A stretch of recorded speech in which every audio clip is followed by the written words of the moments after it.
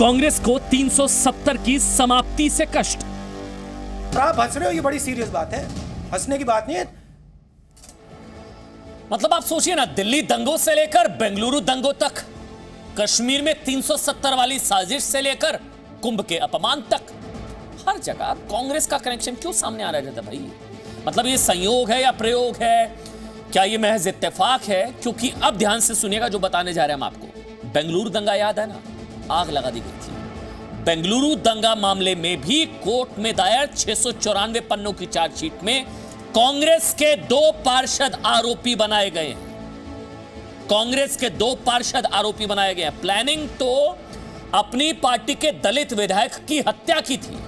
अपनी कांग्रेस के दलित विधायक थे, उन्हीं की हत्या की थी। चार्जशीट के मुताबिक कांग्रेस के 2 पार्षदों ने कट्टरपंथी संगठन एसडीपीआई के साथ मिलकर बेंगलुरु दंगा प्लान किया था। यह बहुत बड़ा खुलासा, बेंगलुरु दंगों का कांग्रेस कनेक्शन।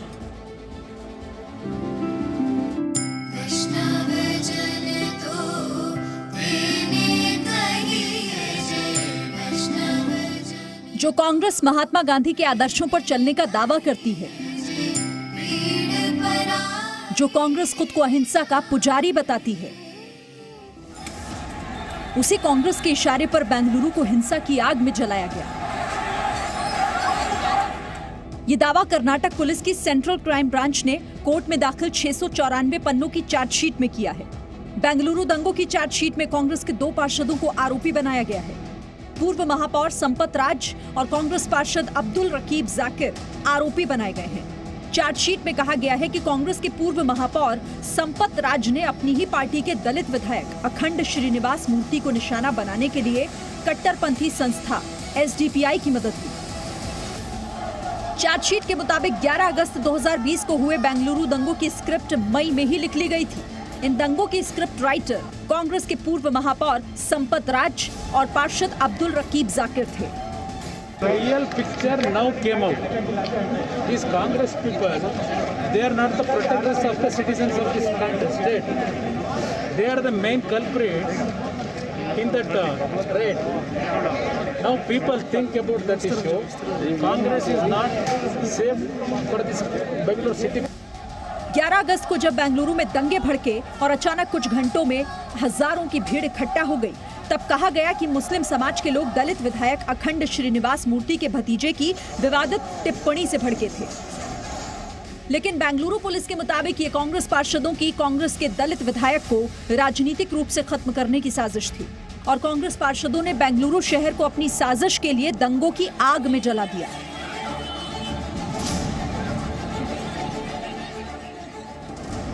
चार्जशीट के मुताबिक बेंगलुरु दंगों की साजिश कांग्रेस के दलित विधायक की हत्या करने के लिए थी। चार्जशीट का दावा है कि आरोपी संपत राज और जाकिर ने दूर से दंगों की प्लानिंग की थी और अपने मोबाइल भी अपने घरों पर छोड़ दिए ताकि पुलिस उन्हें दंगों के करीब ट्रैक न कर सके।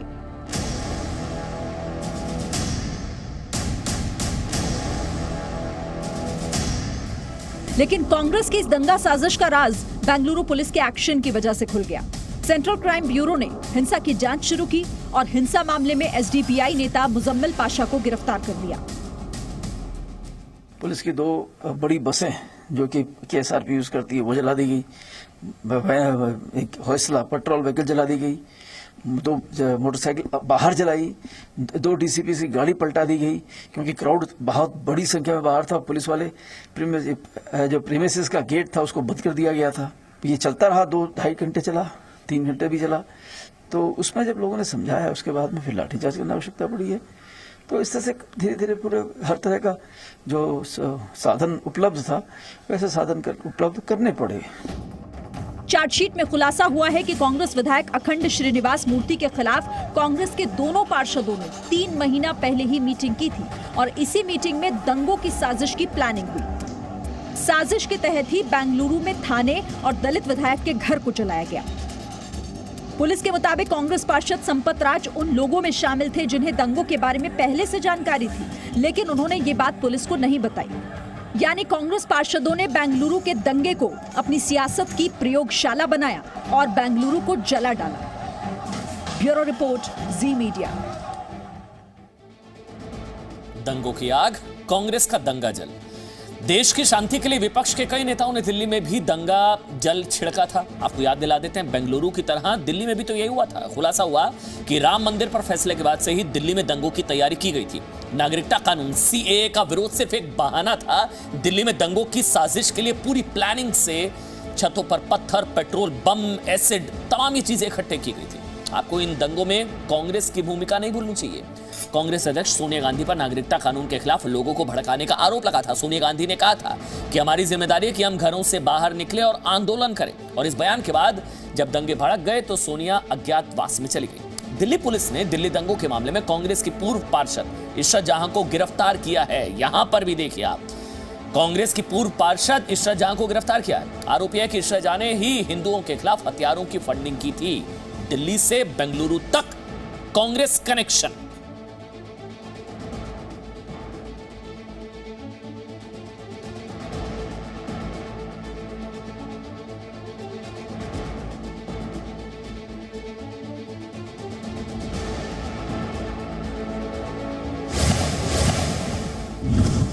और एक बड़ी खबर इस वक्त आपको बता दें, लखनऊ आत्मदाह मामले में कांग्रेस नेता गिरफ्तार।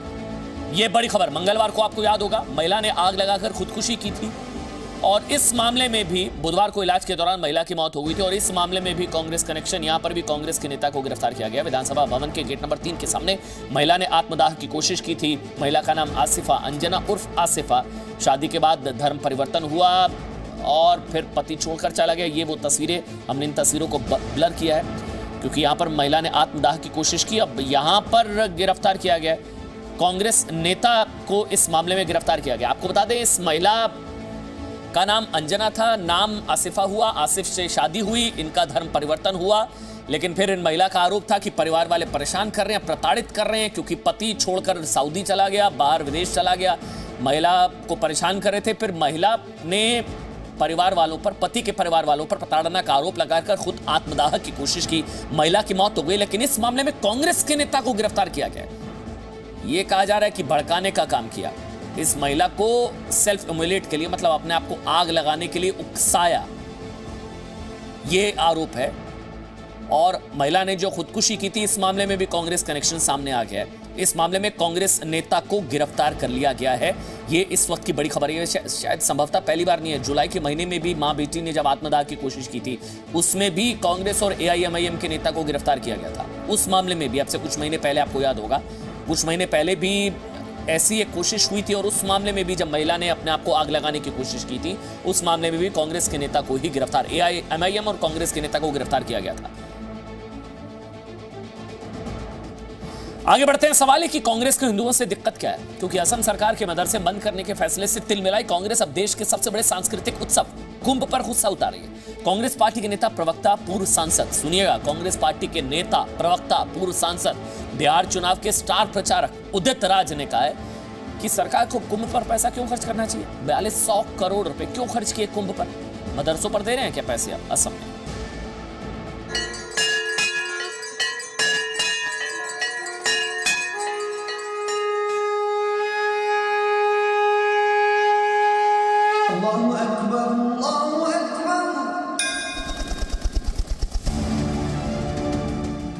तो क्या कुंभ बंद कराएगी कांग्रेस? कांग्रेस को महाकुंभ से भयंकर कष्ट है। मदरसों के मान के लिए हिंदू अपमान। कुंभ विरोध पर जनेऊधारी राहुल चुप क्यों? हिंदुत्व के खिलाफ कांग्रेस के कितने एजेंट? भारत की परंपरा, जिंदगी, संस्कृति और अनंत युगों की जीवन यात्रा का महापर्व कुंभ, धरती पर उजाले की संक्रांति के साथ आत्मा को परमात्मा से जोड़ने का महापर्व कुंभ, हजारों साल से देश की नीति और राजनीति को नई दिशा दिखाने वाला महापर्व कुंभ, जिसे कांग्रेस ने आज मदरसों से जोड़ दिया। भारत की संस्कृति, अध्यात्म और परंपरा के महामेले की मदरसों से तुलना करते हुए कांग्रेस के नेता उदित राज ने कहा कि जैसे असम सरकार ने यह फैसला लिया कि सरकारी पैसों से मदरसे नहीं चलेंगे, वैसे ही योगी सरकार को कुंभ पर 4200 करोड़ रुपए खर्च नहीं करने चाहिए थे। कांग्रेस नेता उदित राज ने असम सरकार के फैसले के खिलाफ ट्वीट करके कहा कि सरकारी खर्च पर कुंभ मेले का आयोजन क्यों हो। यूपी सरकार ने 4200 करोड़ रुपए खर्च क्यों किए और सरकारी पैसों से कोई धार्मिक कर्मकांड क्यों। कुंभ मेला का बंद कर दो या और धार्मिक बंद कर दो। हेमंत बिस्वा शर्मा ने जब कहा उसी कॉन्टेक्स्ट में मैंने एक डिबेट का बात कही, एक आइडियोलॉजी की बात कही, अम्बेडकरी विचारधारा को सामने रखा। कांग्रेस नेता उदित राज ने हिंदू आस्था का अपमान असम सरकार के उस फैसले से चिढ़कर किया जिसमें सरकारी खर्च पर चलने वाले मदरसों और संस्कृत स्कूलों को बंद करने का फैसला हुआ है। सवाल यह है कि कांग्रेस नेता उदित राज की सोच के पीछे क्या राहुल गांधी का मौन समर्थन है। जिस विषय में आपको ज्ञान नहीं हो उस पर आपको नहीं बोलना चाहिए। अगर कुंभ नहीं होता तो आज हम आप नहीं होते, आपके पूर्वज भी नहीं होते। यहां शासन होता मुगलों का। यूपी सरकार में मंत्री मोहसिन रजा ने कहा कि उदित राज का बयान ही कांग्रेस का असली चेहरा है, इसलिए कांग्रेस शासित राज्यों में साधु संतों की हत्या हो रही है और महाराष्ट्र में मंदिर नहीं खोले जा रहे हैं। के डीएनए में जहांगीर शामिल होगा, वो हिंदुस्तानी संस्कृति को क्यों चाहेगा कि वो रह जाए। जबकि असम सरकार के विरोध में कुंभ के खिलाफ बयान देने वाले उदित राज को समाजवादी पार्टी और एनसीपी का समर्थन भी मिला है। एनसीपी नेता माजिद मेनन ने कहा है कि किसी भी एक धर्म को प्राथमिकता देना और देश का पैसा खर्च करना ठीक नहीं।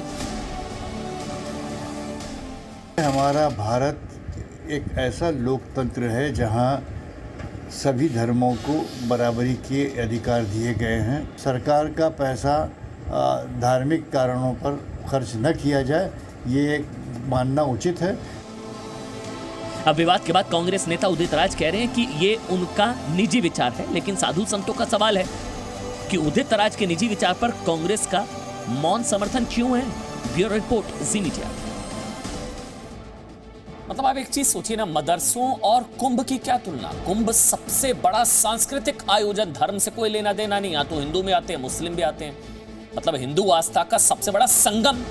मेले में लाखों श्रद्धालुओं का जमघट होता है, कोई धर्म देखकर थोड़ी ना आते हैं यहाँ पर लोग। ये विश्व का सबसे बड़ा सांस्कृतिक कार्यक्रम होता है। मदरसे क्या हैं? यहाँ पर इस्लाम कुरान की दीनी तालीम दी जाती है, शिक्षा देने वाले स्कूल हैं। शिक्षा की पद्धति को लेकर सवालों में क्योंकि आरोप लगे यहाँ पर, आपको पता है शोपियां में 13 आतंकी यहाँ से तैयार हुए, मदरसों से ही जिहादी पढ़ाई के यहाँ पर आरोप लगते हैं, आतंकी ट्रेनिंग के आरोप लगते हैं।